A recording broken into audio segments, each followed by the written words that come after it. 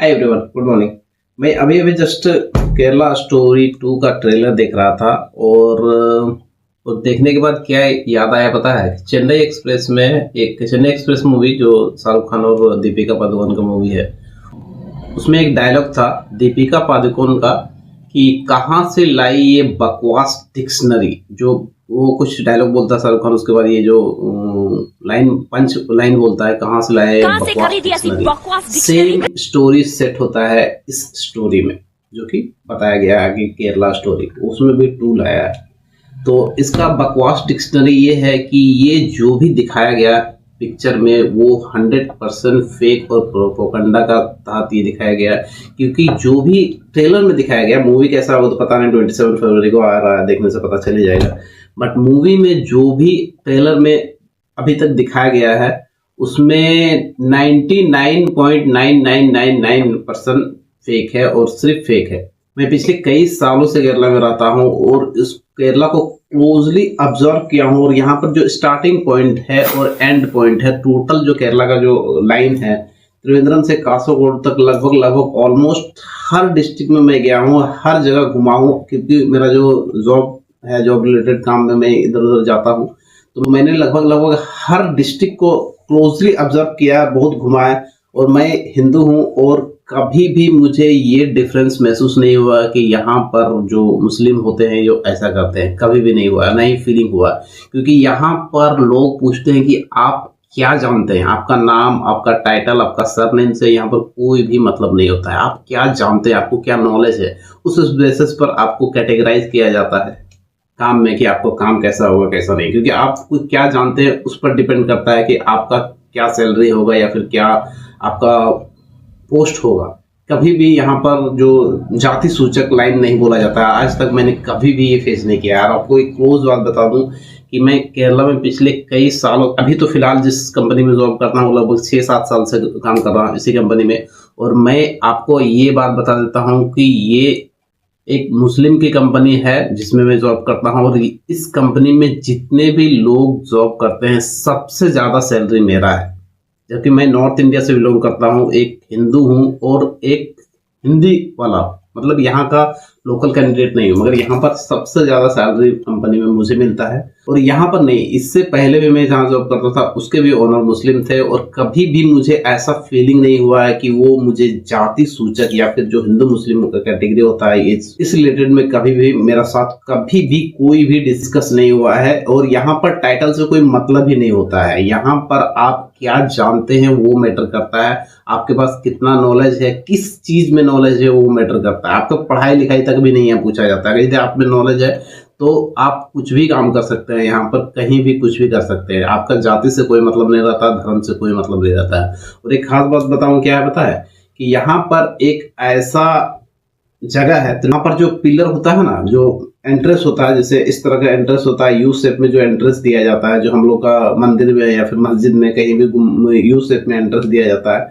यहाँ पर एक नहीं, मैं तो एक देखा हूँ, बाकी और बहुत सारे हैं, बट इसमें एक मंदिर का जो कॉलम होता है वो रिप्रेजेंट करता है मंदिर को, और एक पिलर जो रिप्रेजेंट करता है वो मस्जिद को। क्योंकि आर्च में अंदर जाने का जगह है, जो दोनों एक ही जगह है, और दोनों में मंदिर और मस्जिद का दोनों का गेट जो है वो एक ही है। और यहाँ पर जैसे दिखाया गया है कि बीफ खाने का, जैसे स्टार्टिंग कई शो में जो बीफ खाने का दिखाया गया है, तो ये एक्चुअली में बीफ यहाँ का कल्चर में है। और यहाँ पर जो होता है बीफ खाने का कल्चर ना, ये सिर्फ मुस्लिम्स में नहीं, हिंदू में नहीं, क्रिश्चियन में नहीं, हर किसी को यहाँ पर बीफ पसंद है। और फोर्सफुली तो कभी नहीं खिलाया जाता। आज तक मैं यहाँ पर नॉन वेजिटेरियन हूँ, मैं बीफ नहीं खाता हूँ मैं, मगर कभी भी मुझे, कभी भी नहीं, इतने सालों के अंदर में कभी भी मुझे यहाँ के लोकल आदमी ने कभी भी फोर्सफुली कुछ भी नहीं किया है। जबकि मैं बोलता हूँ बीफ नहीं खाता हूँ, तो मैंने कितनी बार देखा है कि जब हमारे ऑफिस मीटिंग का